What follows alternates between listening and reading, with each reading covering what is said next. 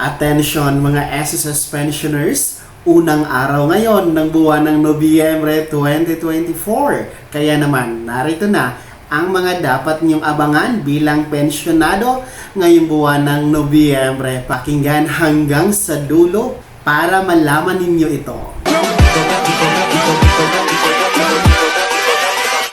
Hold up.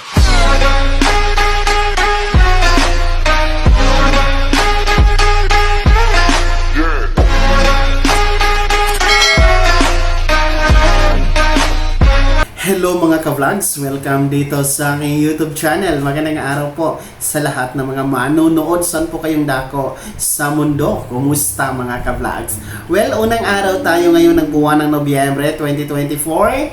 At narito na nga po ang dapat nyong abangan mga pensyonado sa SSS para ngayong buwan ng Nobyembre. Mamaya-maya, isa-isahin natin yan.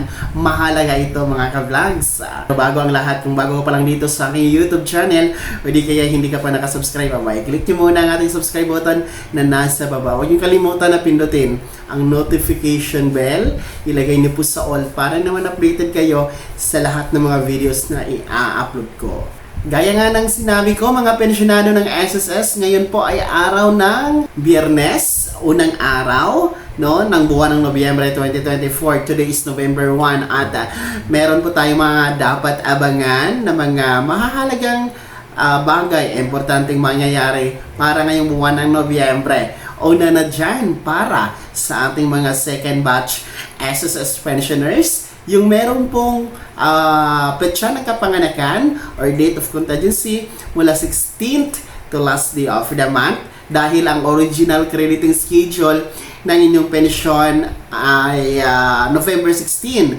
Pero may pagbabago po dyan, mas maaga po ang crediting schedule ng inyong pensyon dahil ang November 16, kung nakikita nyo po sa inyong kalendaryo, ito po ay natapat sa araw ng Sabado. At ayon po sa SSS Circular na kung ang original crediting schedule ay natapat sa weekend, gaya nito, Sabado or Linggo or holiday, ang magiging crediting schedule ng pensyon ay aatras po sa pinaka last working day ni SSS. So instead of November 16, magiging November 15, araw ng Biyernes. Ibig sabihin, mas maaga, mas pinaaga ni SSS ang pamimigay pagkikredit ng inyong pensyon, mga second batch SSS pensioners.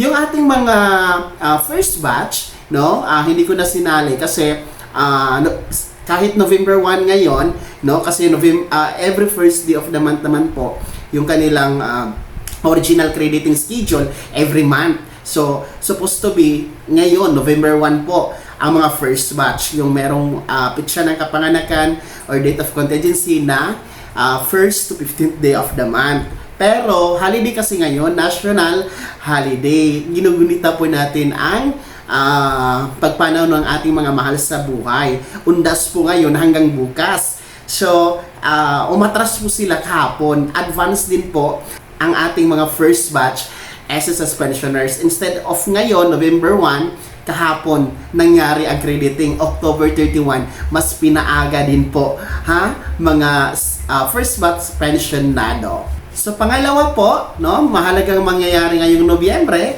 ay syempre huwag kaligtaan mga merong birth month ngayong buwan ng Nobyembre Kung magbe-birthday kayo ngayong buwan ng Nobyembre, ano man ang petsa mula November 1 hanggang katapusan, huwag niyong kaligtaan po ang pag-comply ng inyong SSS Annual Confirmation of Pensioners or SSS AKOP mga ka-vlogs, dahil nire-required po yan ayon sa SSS Circular 2023-013, yung revised guidelines for the Annual Confirmation of Pensioners Program, na yung mga total disability pensioners dito ka man sa abroad o nasa Pilipinas, yung retirement pensioners, yung ating dependent children under guardianship, survivor pensioners, basta 80 years old pataas, required kayo mag-comply ng inyong SSS AKOP kapag inyong birth month ngayon ang Nobyembre. So every birth month naman po ito mga ka-vlog. So sa mga hindi pa po mag-birthday ngayong buwan ng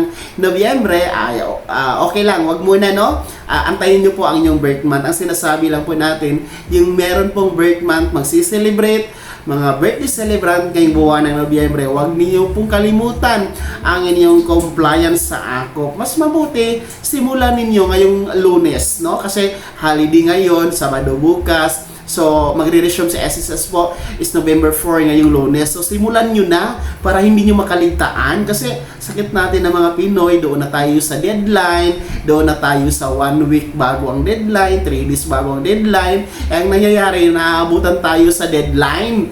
So, wag na nating paabutin ng ganun dahil si SSS po, pinuputol niya ang inyong pensyon.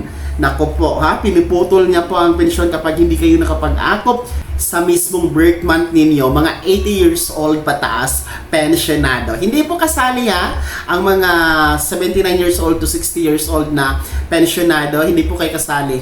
80 years old pataas lamang po. So, para tuloy-tuloy ang pagtanggap ng buwan ng pensyon, of course, kailangan natin ang pensyon natin ngayong Disyembre, magpapasko na, magbabagong taon na, marami tayong handaan, marami tayong gustong bilhin, mga babayarin.